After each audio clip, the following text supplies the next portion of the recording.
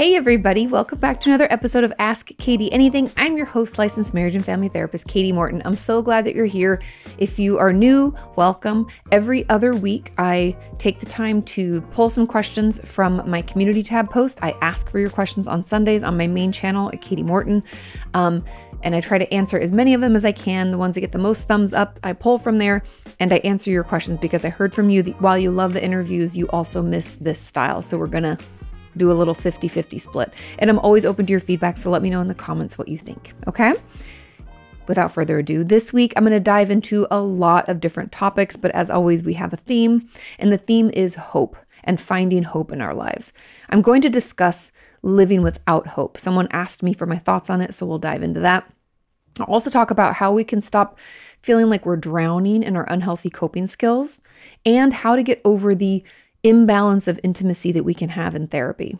Then I'll also talk about the ways that we can stop obsessing over the world that we are in, how to have things to look forward to, again, that hope, and ways to cope with retraumatization. And finally, I'll explain whether or not our mental illness in and of itself can be traumatizing. Without further ado, let's jump into question number 1. This question says, Katie, I'd like to hear what you have to say about living without hope. My therapist and I have been talking about this. I generally have a good life. I'm 42 and married and own a house. I struggle with anxiety and sometimes depression, probably some ADHD that was not diagnosed, but every year that goes by, I just feel like everything is the same and there's not much meaning to my life. I work full-time and have a dog that I love. I also have a dog that I love and a husband that I love and not many friends. At the end of every year or at every birthday, I just think, wow, another year went by and my life was completely the same. And I don't really know what the point of it is, if that makes sense. I'm not thinking about like suicide or anything like that. They just put S, but I'm sure that's what they mean. But it just seems like living with no purpose. I love this question because unfortunately, I hear this a lot from our community, even from other people in my life, that we can kind of feel like life is just happening to us, right? And like another year goes by and nothing really improves. And there are a couple things I want to talk about. First is we need to talk about dysthymia. Dysthymia is low-grade depression that lasts for 2 years in adults or 1 year in adolescence. And essentially, I don't say low-grade to mean that it's not impactful. It's incredibly impactful, but it seems to kind of fly under the radar. Meaning that instead of sometimes with major depressive disorder, it's debilitating. We can't get to work or school. We have things that we need to do and we just can't do them. The effort that it takes is just like we're white knuckling life and we're exhausted. Dysthymia, honestly, I feel the best description I can give for it is it kind of robs us of any enjoyment or joy in our life, or in this person's case, any purpose or hope. And I feel like it kind of steals that from us because that low-grade depression, it comes with dysthymia and lasts for such a long time, almost makes it so we may not even remember a time where we didn't feel like that, right? And that can feel like it's our norm, that this is just like what we have to live with. And it can also be really like hopeless feeling, like what am I going to do? Like helpless, how can I get out of this? This is just what life is. And so I want to put that out there that this could possibly be coming from dysthymia. And so I want you to talk to your therapist or psychiatrist if you're seeing someone. Maybe we should start seeing someone if we're not, and let them know of these symptoms. Now, another piece here, and I think is just something that's important to talk about, maybe this is a full-length video, is kind of finding purpose in life. For so many of us, we work, come home, go to bed, get up, work, come home, go to bed. And there's like no differentiation in our days, no differentiation in our weeks or months. And it can just feel like time is just flowing by, right? Bah, bah, bah. And blah, right? We don't feel excited. We don't feel fulfilled. And while some people will say we need to find fulfillment in your work or things like that, that's wonderful if you can. That's not for everybody. Like I'll admit that me quitting my full-time job and doing this full-time was definitely more fulfilling work, but it's not for the faint of heart. And it's also not for people who have mortgages at the time. Like Sean and I had an apartment, I had saved up money and it still was hard. So I want to acknowledge that while that can be great if we can find fulfillment in our work, that may not be the easiest thing for us. And so we have to find it somewhere else. And so my challenge to this person is to try something new. So it is June. or maybe July by the time you watch this. I want you to, before the end of the year, try something new.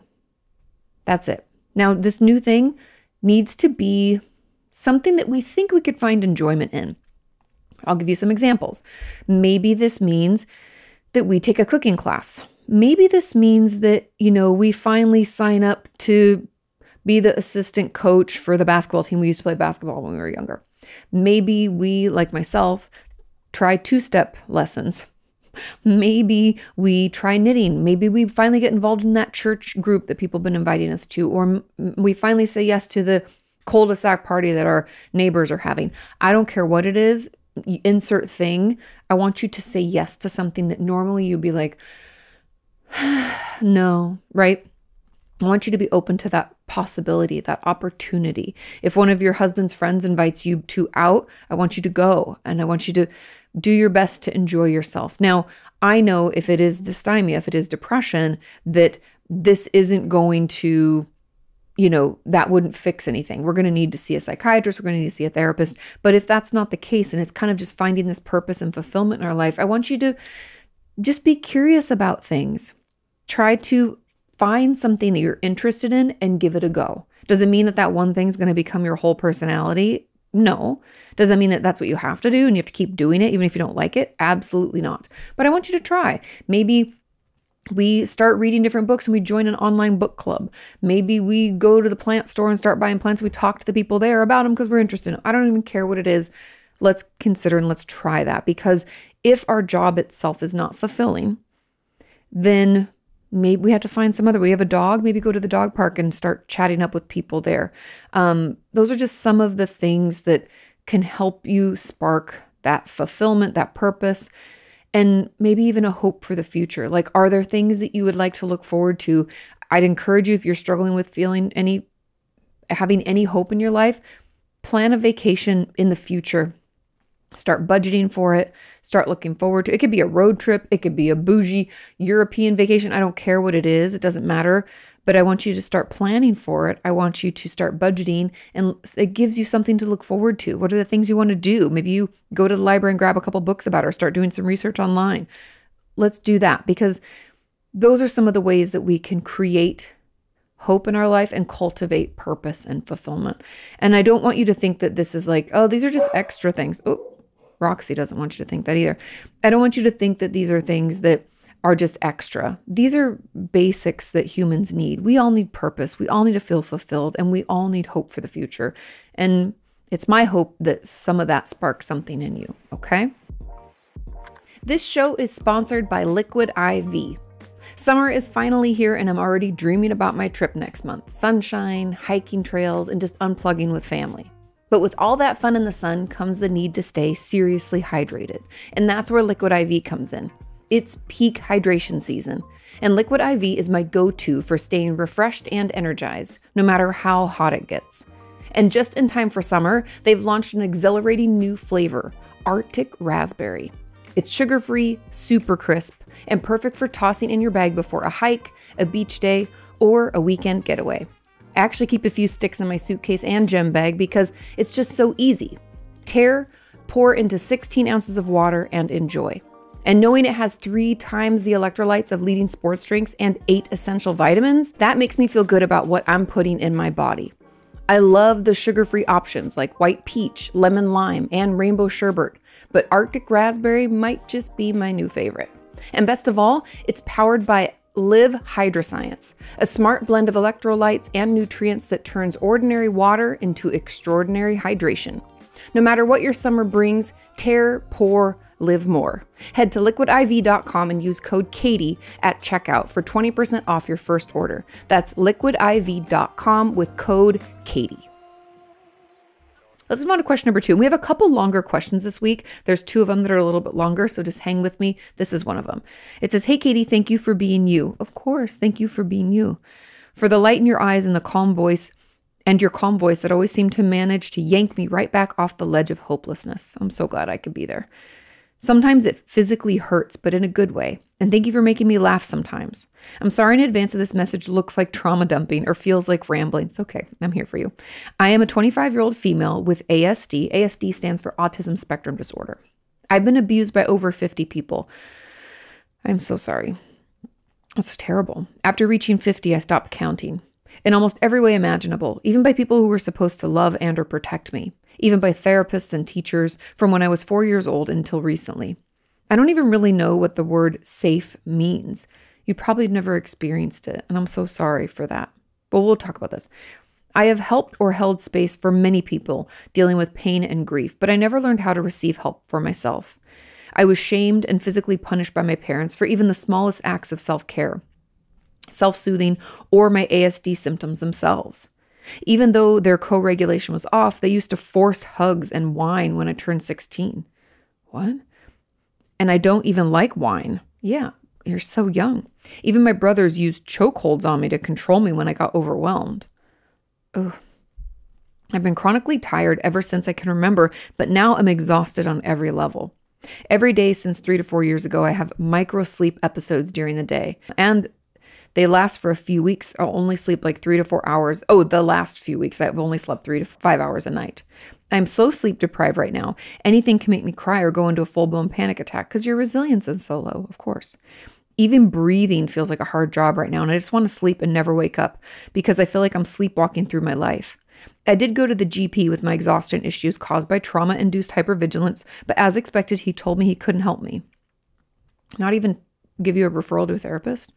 This makes my shame worse because I'm not helping anyone right now. I even think the help I gave before, like holding space for people or taking beatings to protect them from others, was selfish. Like I did it just to feel better about myself. No, not for the other people. I made a promise when I was 9 years old to never abandon someone in pain, but I feel like I broke that. My parents taught me that hating myself is actually a sign of me drowning in self-love. What? That doesn't make sense. This makes me feel even more disgusted with myself. Since this is Ask Kati Anything, I want to share something shameful that I imagine. I see myself in a session with you, curling up in a corner of your office and falling asleep while you quietly watch me. I hope this doesn't make you uncomfortable. Not at all. It's almost like I'd assume a safe space for you. I'm glad I can create that. It means you can finally rest, knowing I'm there. That's very sweet. I'm okay with tough love from you because I wouldn't even call it that considering what I used to receive as tough love.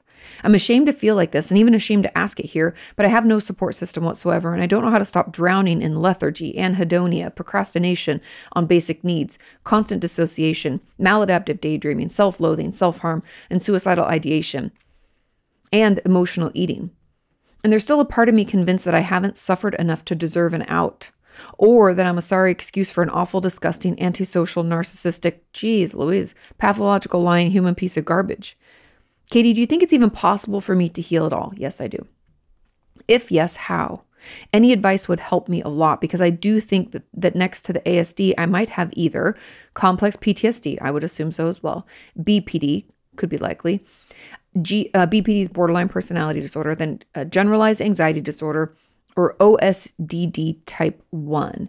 I'd have to look that one up really quick. Dysthymia, MDD, or worse because I'm so out of touch with my own body. That happens when we are repeatedly traumatized. Oh, OSDT is other specified dissociative disorder. Okay, that makes sense. It's almost like part of the dissociative identity disorder or DID. Okay, perfect. Glad I double checked that. I'm even afraid that I might slip into psychosis one day. I'm afraid to reach out for help because I don't want to end up in a 5150 setting. By the way, if you think I wrote down the worst of it, it's not. This message is like a nutshell where I tried to cram in as much as possible, but there are still things left out. I could write entire books about my trauma if I had the energy. Sorry for my confusing, rambling speech and for my abysmal English. Love from the Netherlands. First of all, I'm so sorry that you've had such harm come to you throughout your life. It really breaks my heart. And that, like I said, the thing that you imagine isn't shameful at all. I think it's a safety thing. I think it's you need rest. And I feel like a safe space, which is really wonderful. I'm glad I can be that for you. When it comes to your question, do you think it's possible for you to heal at all? The answer is yes. However, we need to get you the right support. I know you said you have no support system whatsoever, but you're in the Netherlands. Can we get on a list to see a therapist? Anybody to offer us some support? Because I would, obviously you said your ASD diagnosis, so autism spectrum disorder comes along with, while I think it's a superpower in some ways and we have to work with, not against our brains, it also comes along with its own challenges. And that can mean abuse in some situations, unfortunately. And also I've heard from a lot of people in the autistic community saying that they just struggle with feeling connected. Like sometimes we feel like people don't quite get us or see us, or we can't quite connect with the people that we care about. And that can be really, really disheartening and frustrating, right? And I'm sure there's other myriads of issues and things that come up. And so along with that, I believe that you most likely have complex PTSD because of the repeated traumas, and that can lead to all sorts of things. The OSDD or some kind of dissociation wouldn't be far behind, right? And so we really need to find you some proper support. Now, there are things that I can offer you to today that could help you maybe get a little bit of support until we're ready or have the ability to get into therapy. That would be Hope for Recovery. So Hope, the number 4, Recovery is a great website that offers free therapy, like group therapy options. A lot of things about trauma, a lot of things about like eating disorder stuff. It's a beautiful, beautiful organization. They have a fundraiser every year. I always try to share it. A member of our community, Susie Q, always lets me know about it, but love Hope for Recovery. So there's them. Also, then I have my book Traumatized. It came out in 2021. You can probably find it at your local library. That could be a resource when it comes to this trauma healing. I kind of walk you through. I also have videos on inner child work and trauma, as well as workshops available on my website. They are for purchase. I've lowered the price recently because I know a lot of us are struggling financially. I think we made everything $25.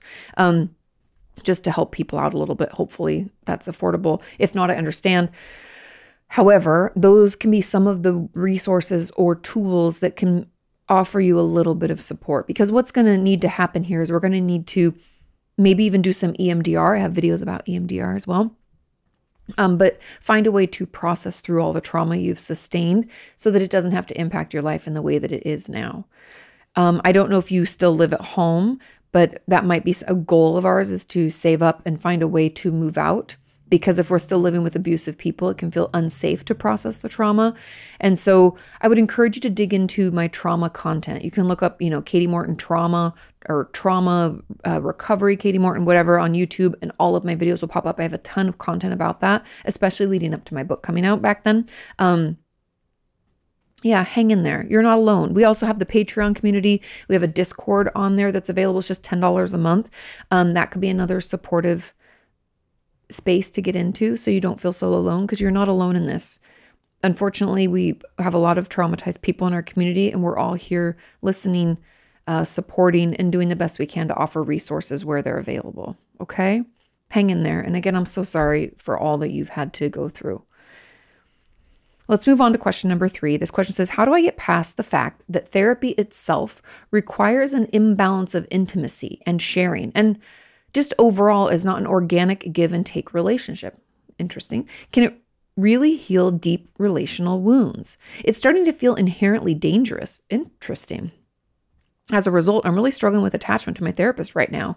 I've been seeing her for close to 2 years, and I can feel myself trying to form a secure attachment with her, but I literally just don't know how. I've grown and healed so much so far working with her. I struggle from early sexual trauma, emotional neglect, and been healing a lot of freeze and fawn response stuff. But my sense of trust and safety still constantly oscillates between extremes. Is it possible to form a secure attachment without proper modeling of what it looks like in the real world? Thanks, Katie. I hope you're well. This is a great question. Okay. First of all, the reason that there is this imbalance in therapy when it comes to intimacy, what this person means by this is the fact that as a therapist, I don't share anything about myself, but you as the patient share everything, potentially everything, whatever you feel comfortable sharing. You share a ton and you don't know anything about me, but I hold the space for you to share those things and offer insights, guidance, maybe tools and techniques to help you better manage, okay? That imbalance of knowledge, like I know everything about you, you don't know anything about me, is different, right? It's not like a regular relationship, and for good reason. And so I'm hoping that this explanation can help you get past that fact. The reason that there's an imbalance is because therapy is a space for you to get to be authentically you and share whatever you're going through without fear of judgment, criticism, or misunderstandings. Now, those things, we can still worry about those things, but the fact that you don't know anything about me means that you aren't going to be considering my prejudices or my experience, or like, oh, she's not going to get it. Her life has been this kind of way, or, oh, she's this way and I'm not. And so she's not going to understand, right? It prevents that kind of, I don't even know what I'd call it. I guess like resistance, or just being concerned about my viewpoint. When you don't know much about me, it makes me more of a blank slate, which allows for more free sharing of information. Okay. Like I've said before, like if you knew that your therapist was Christian or Jewish or Muslim and you are a different religion and you don't like that religion or agree with that, you might not want to share about what you're going through for fear that they might judge you or they don't get it. Right. There's things like that in general. So that's why there's no give and take. Also, another really, really important piece here is not only the blank slate of the therapist, but also the fact that this is your time in therapy. And that if I'm sharing my stuff, then that splits your time. That means the 50-minute session really isn't for you. It means that you get 25 minutes and I get 25 minutes, roughly, right? And that's not good either, because this is time that you have set aside for yourself to work on yourself. And I want you to get each and every minute out of that, okay? So there's that piece too. And that also, I feel like when you don't know much about your therapist too, it allows for them to be kind of the safe space to hold all of the emotions and the overwhelm for you, meaning you feel free to like dump because you're not worried that, oh, but I know you're going through this. I don't want to overwhelm you. There's that piece too. So it's really, really vital to the health of a therapeutic relationship. Notice I said therapeutic relationship, because that type of relationship is different for a reason, for all of those reasons.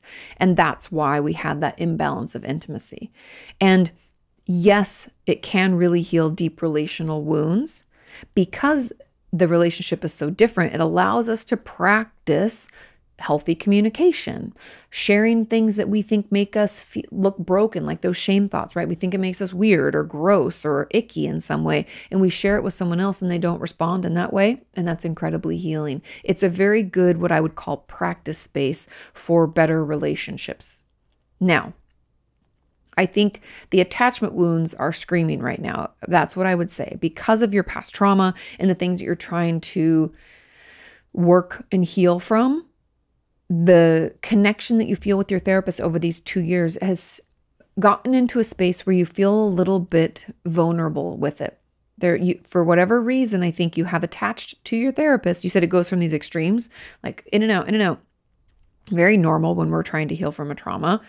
And I think that oscillation that you're experiencing has made therapy all of a sudden not feel safe, because we are feeling connected. And so what I would actually want to reframe this as for you is that it's not this imbalance of intimacy. It's not that it doesn't feel like it's not a good environment or anything. What I think is happening is that you're starting to form a secure attachment to your therapist, but your old self is still telling you that's not safe. And so we come in, we go out. We come in, we go out. We try to attach. Oh my God, oh my God, oh my God. It feels so unsafe, so unsafe. And we go in and out, in and out, in and out, because that is a scary thing for us. We haven't done this before. We don't know what it looks like. And that vulnerability can be really terrifying. And so all that to say, let your therapist know you're experiencing this. And I truly think that you're already on the right path. I believe you're already working through the things in the way that you're supposed to. And this coming up is honestly just an indicator of it. And I know you're like, Katie, but it feels terrible. A lot of times progress in therapy doesn't feel good. It's like sometimes a delayed gratification. Like just the other day, I love my literary agent JL, but just the other day she called me out on something in a good way. She was like, do you realize you placed a healthy boundary with that person? We were talking about a scenario. And I was like, I did. And she's like, I'm so proud of you. Before, you might not have done that, and you probably would have said yes and then come to me and then we would have tried it. She goes, but you said, let me think about it.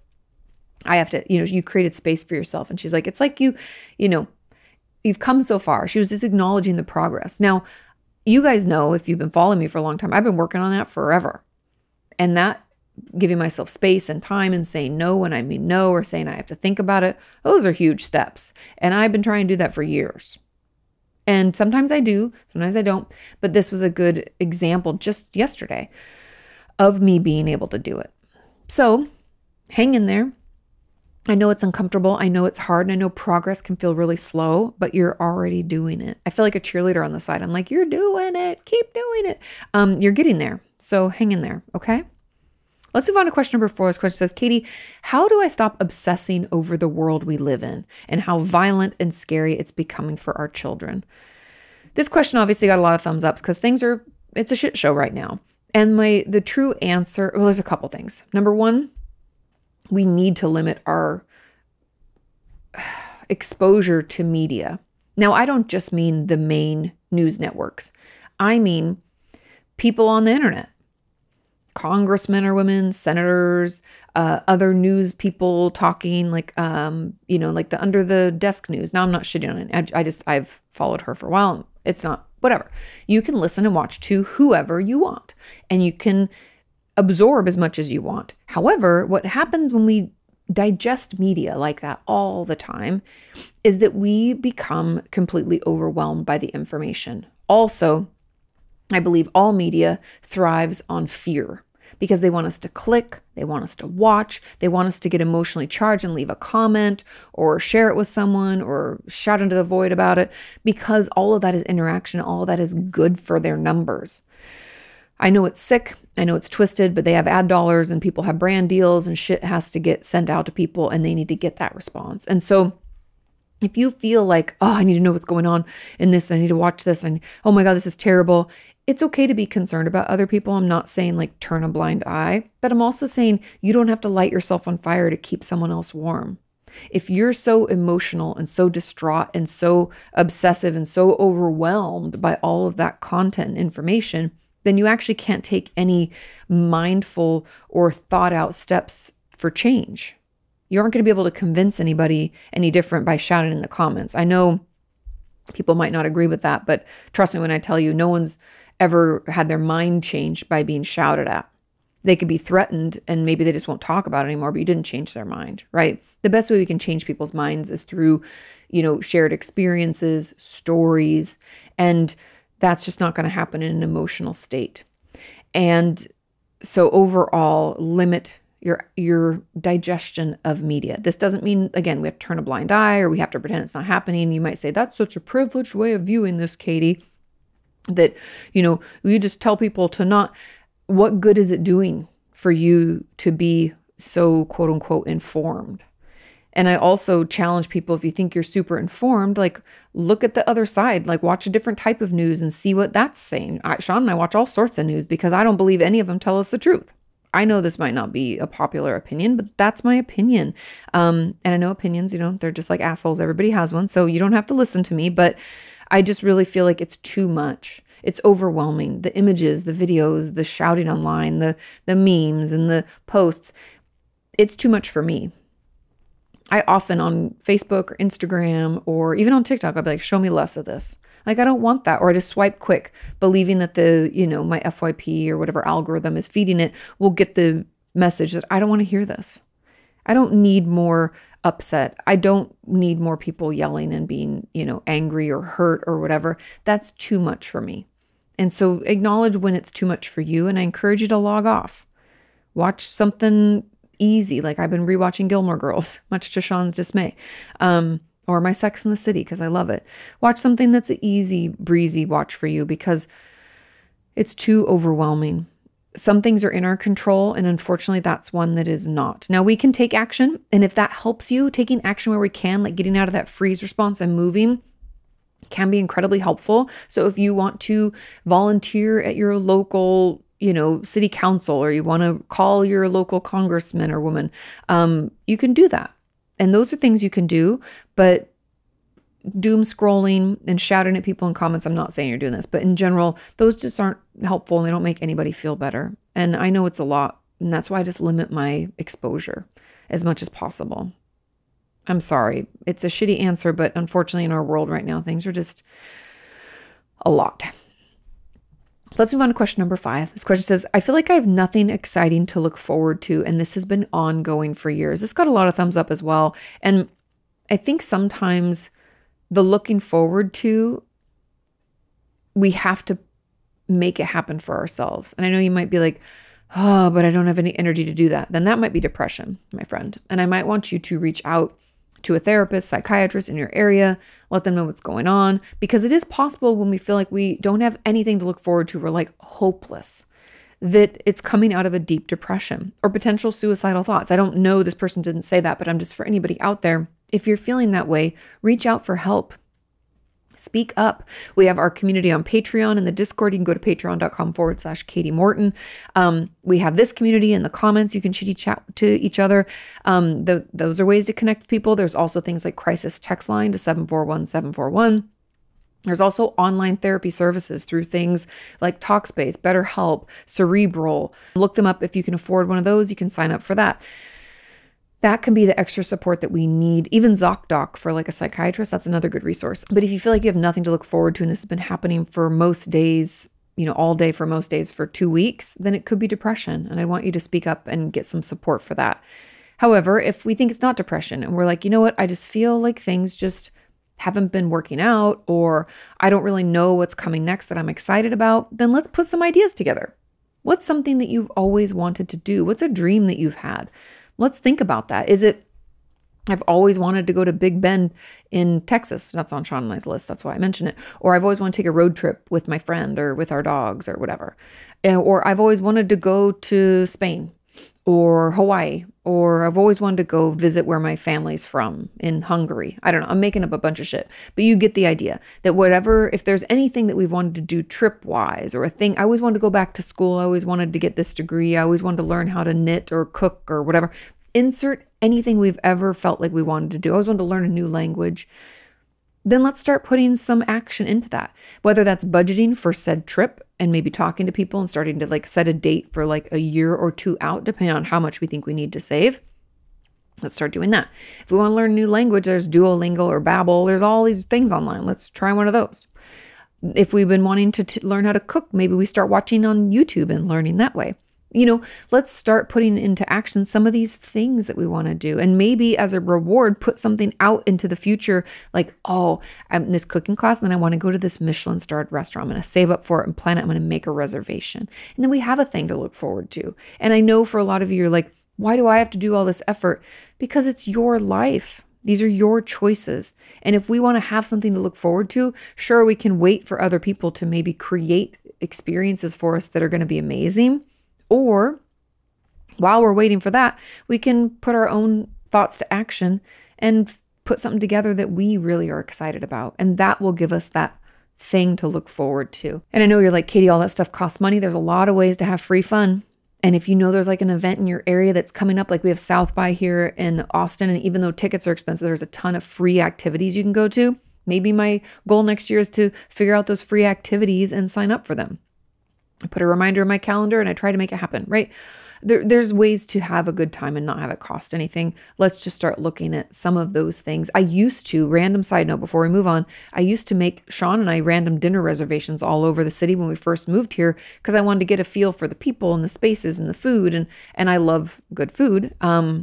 So I did that, and I put them, they were like months out, you guys. Like we had reservations for the first like 8 months, just scattered about like one a month or so. So, because it gets expensive, those are things you can do too. Just scatter out some plans with friends or family or something that you've been wanting to do, sign up for that one class, all that stuff. Sometimes we have to do it ourselves. Okay. Moving on to question number 6, it says, how can you cope with retraumatization when you can't get out of the situation? For context, and this is the longer question, the second one. I've been bedbound for 9 years due to medical malpractice. I went to a doctor by bike and came out disabled with 24/7 nerve pain. Oh my God, I'm so sorry. Were you able to at least sue them and get some money to take care of yourself? And a neuro-immunological illness. I am disabled and dependent on care. I've been diagnosed with depression in 2009, so before I got physically ill. I've experienced neglect, adoption trauma, and developmental trauma. I left my childhood home right after graduating in 2006, but 2 years ago I had to come back because I couldn't take care of myself anymore and didn't get any help from the state. I was told by my adoptive mother, come to X. There's somebody to help you here. Since I didn't find an affordable wheelchair accessible home in the city where I lived and studied, and the rent was cheaper in my hometown, I decided to move back. I recently showed her the quote, and now she says that doesn't mean every day. No help.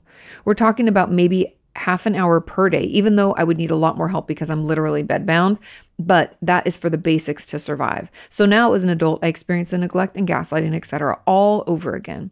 I know it's not exactly the same, but it feels like it all over again. Of course it does. Same place, same people, same home. I can't get out of this situation. I'm in Germany and there's no help from the system. Oh, yeah. Sorry, in the States, unfortunately, we're very litigious and, you can sue and get money. And I know in other countries it's not that way. I've been fighting for external help, but I don't get any. I've tried everything I could. I can't take this anymore. How can I cope with experiencing this all over again? It triggers me so much, and all of my coping strategies, especially sports, are not possible anymore due to being sick and bedbound. What is it exactly? Hurtful comments, zero interest in my well-being. Not even once in 2 years have they asked, how are you today? And actual physical neglect. For example, right now I'm lying here without food or water because they went out for dinner and didn't bother to tell me. They didn't bother to tell me yesterday and didn't prepare anything. I can't even put into words what that feels like. Don't get me wrong. It's not about them going out. Everyone needs that, but they didn't even consider for a second how this affects me and thus did not prepare anything. Yeah, and you can't help yourself. I'm so sorry. They don't want to come before they go out or afterwards. It's too much. I don't even have one of my meds, something that needs to be mixed with water. So I have severe stomach cramps in addition to my usual excruciating pain. And it's not the first time this has happened. Experiencing this physical and emotional neglect all over again feels worse than my illness that got me into the situation in the first place. I tried to build a better life for myself. I was the first to graduate from university. Congratulations. I had a job I liked, and in my free time, I worked voluntarily as a rescue swimmer and taught kids how to swim. It's amazing. All of that is gone. I don't have a life anymore. It was my worst mistake to move back, but I can't change it. I wouldn't survive another move. Do you have any advice on how to cope with this? I feel so helpless and hopeless. Thank you very much in advance. Of course, I'm so sorry for all that you're going through. I wish I could turn back time for you. The truth about this is that first things first, if we can't get out of a traumatizing situation, which it sounds like this is the situation, unfortunately, that you're in, it often doesn't feel safe to our nervous system to try to process the trauma because it's actually still happening. And so keeping that in mind, that we cannot really process a trauma when it's still currently happening, my goal for you would be to get some extra support. Now, this can be online support. Like I said, we have support through our Discord on Patreon and through the comments under my YouTube videos and in my channel as a whole. You can get connected that way and join live streams. And yes, I know Patreon's $10 a month. I don't know if that's affordable for you, but just throwing it out there as an option. Also, the Hope for Recovery. Those are all online groups and you can join them whenever you're able and they cost nothing. So that's an easy, free resource. Also things like, the Talkspace is the better helps if we're looking for therapy, since mobility is an issue and you're bedbound. That could be a way to connect with a therapist over video or even over chat if you don't feel like you have enough privacy. Those are some ways to get some extra support too. And I would really encourage you to look into those and reach out. And they also do offer financial assistance. So if it's not something that you can afford, you can apply for financial assistance. At least I know through BetterHelp and Talkspace. I know there's a ton of other, like I said, like Alma and Cerebral and all those, and ZocDoc. I don't know if they offer them. I would assume that they do. But that's something that I would encourage you to look into as well. And then to be truthful, other than that, because we're dependent on them for support and for, honestly, our livelihood, I would do my best to bring up things like this in a calm, caring manner so that they can hear you. Meaning, bring up the fact that they went out and didn't feed you dinner, didn't think about that, didn't prepare for that, even though you're completely dependent upon them. I might say something like, I love that you guys went out to dinner. I hope you had a good time. We do the hug and roll technique. We say something nice. I'm so glad you went out to dinner and had a good time. And then we roll away with our ask. And so you'd say something like, next time, could you, make sure that we have dinner prepared? It was a little tricky for me that night. And I'm saying, I know I'm using very soft language. You might be like, that doesn't even fully express how I feel. I'm trying to say it in a way that we allow so that they can hear you. Because sometimes when we get really emotional, get really aggressive, we get really angry with people, they don't hear us. because they're too busy thinking of how they're going to defend. They listen to win the argument instead of listening to learn. And so we really want them to listen to learn. And we can use I statements. That can be really helpful. Like, I love that you guys went out to dinner. I also, need dinner at night too. So next time, it would be really helpful if we could figure out a way to make that happen. Or, I'm just making this up along with you, but doing your best to communicate your needs. We can't make them do anything, but we can at least advocate for ourselves. And I would ask in our community if anybody else is in Germany. I think that's where you said you were, right? That if you're in Germany, if there are any other resources available, or if anyone could offer assistance on how to apply for those things, because I really think you need a nurse at the house. Like, I don't understand how, if they did this to you, there's no access to care. And that would be another goal. Obviously, however you feel, whenever you feel up to it, looking into that and applying for those services, because you have a socialized system. That should mean that there is some care available. I know our systems are all messed up, but you should have someone to help you. Yeah. And then journaling can be really helpful just in the day-to-day coping. Things that since there are limitations to what you can do, I want you to focus on the things that you can do. Meaning, like, I can journal, or I can reach out online, or I can brush my hair. I don't know, again, how mobile your arms are, but things that you can do to take care of yourself, things that feel good to you. I would love for you to make a point of trying to do those things more, doing the things that feel good for you, that you actually are capable of doing for yourself. Okay? Okay, hang in there. I'm so sorry. That's so painful and so hard. But there is support available. We just have to find it for you, right? Moving on to the final question. Question number 7 says, "Hey, Katie, I love the podcast." I'm so glad. It says, "My question is it possible for untreated mental illness to be traumatizing?" Great question. "I think I had a period of depression for a few months when I was 12, 13-ish, but I never told anyone. It would always say I was fine when asked. I was functional enough to shower, eat, do school. I was homeschooled and had only about an hour of work a day, etc. But other than that, I wasn't interested in doing anything other than playing video games by myself. And I had no friends, no enjoyment for life, even though we were traveling and vacationing a lot at the time. It doesn't matter about our scenario. I know a lot of us think like, environment and whatever's happening, our experience is going to help us not feel depressed or help us feel depressed. But the truth is, we can have situational depression, meaning like something happened and now we feel really bad about it, like a breakup or something. However, depression is depression. And even if our life is going great and everything is beautiful and wonderful, we can still feel like shit because it actually doesn't have anything to do with that. It can impact it, but that's not the cause. That's not everything, right? We know through neuroscience research that it has to do with different neurotransmitters in our brain. That's why medication attacks or attaches and modulates certain receptor sites. We know things like dopamine and norepinephrine and serotonin, and there's a couple more that I'm forgetting, that all of those are involved in our mood and shape how we feel, like our mental health. And so I want you to know that just traveling and vacationing and like, financially things were fine, or, I was doing well in school and my family life was fine. That's all fine and dandy, but that doesn't solve our depression. Okay.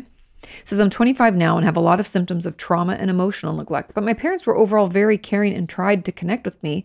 For some reason, I just always assumed it'd be better to not ever tell them if I needed support." We'll talk about this. Would a kid ever make that assumption themselves, or is that always learned through trauma, neglect, etc.? Would love to hear your thoughts. Thanks for all you do. Of course. This is a great question, and there's a lot to unpack, so let's start at the top. The first piece, is it possible for untreated mental illness to be traumatizing? You betcha, for a myriad of reasons. Number one, let's say we had a psychotic break. That's terrifying. Let's say we attempted suicide, key being attempted because it wasn't a successful unaliving situation. How terrifying. Nobody talks enough about that, right? And remember, to be traumatized means that we had to fear for the life and safety of ourselves or someone else. Not to mention deep, deep depressive thoughts where we feel hopeless and helpless. That can be overwhelming. Let's say we had a panic attack and we thought we were going to drown or suffocate or die all in the same time. That's traumatizing. So yes, it is possible for an untreated mental illness to be traumatizing. And so that's the first piece. But your second piece here, and something that is a little bit, we have to tease it out a little bit more, is would a kid ever make that assumption themselves, reflecting back on the fact that we feel like we were emotionally neglected and we have some symptoms of trauma, but my parents were overall very caring and tried to connect with me? Now, okay. No, children do not make those assumptions themselves. Something that's important to know is that we are primed, our nervous system is primed for connection from the moment we're born.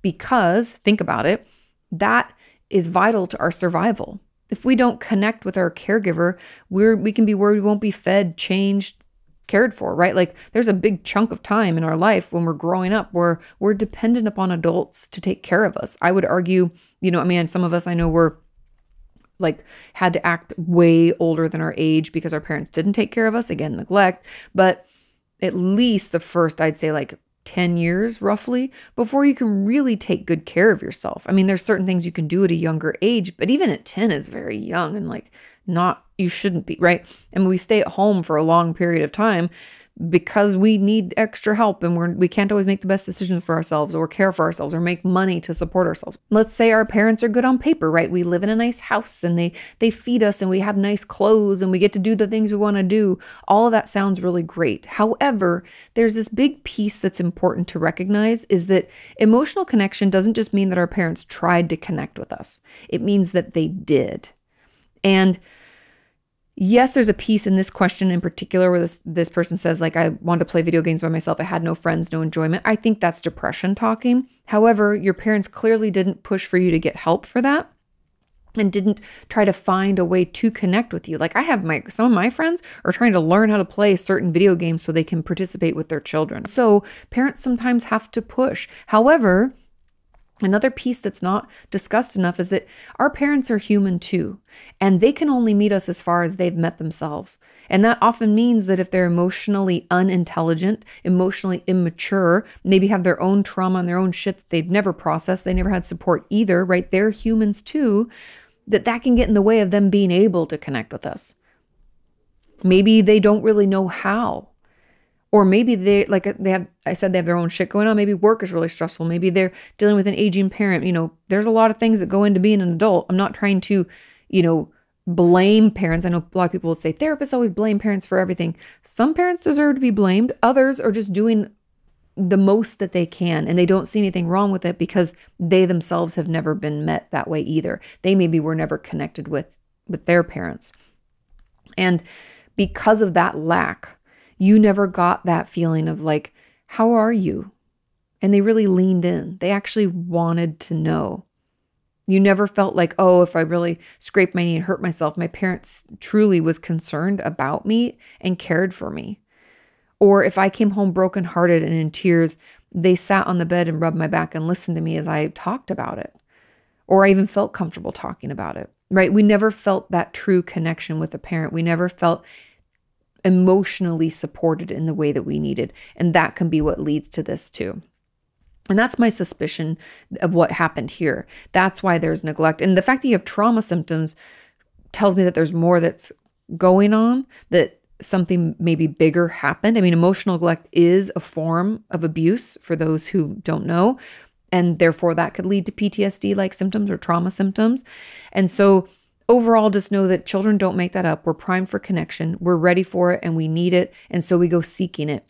What happens is if we seek it and we're repeatedly told no in one way or another, maybe overtly, or maybe just, the parent just, oh, I don't have time. Or maybe they didn't even say anything. They just couldn't connect with us, right? Like, I don't really get what you're going through. They didn't know what to do.